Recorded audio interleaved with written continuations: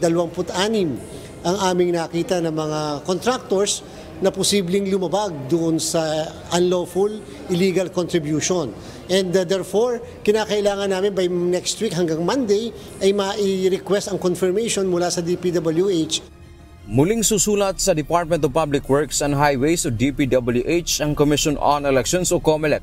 Ito ay upang kumpirmahin kung public contractors ang nadiskubre nilang nagbigay ng donasyon sa mga kandidato noong nakaraang May 12, 2025 midterm elections.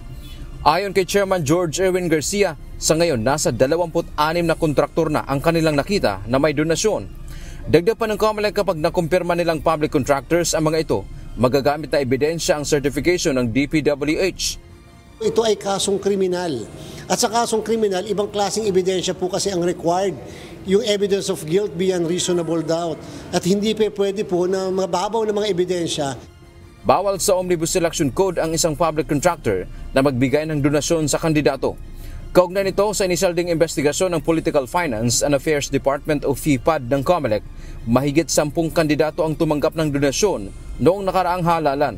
Nadiskubre ito sa pamamagitan ng isinumiteng Statement of Contributions and Expenditures o SOSE ng mga kandidato at maging ng isang political party.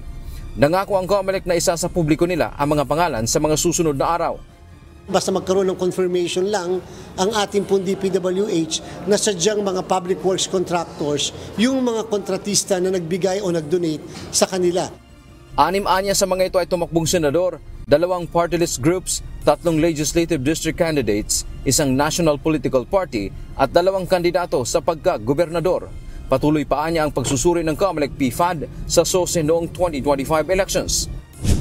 Kapag napatunayan ng COMELEC na galing sa public contractor ang tinanggap na donasyon ng isang kandidato, mahaharap ito sa posibleng kaso.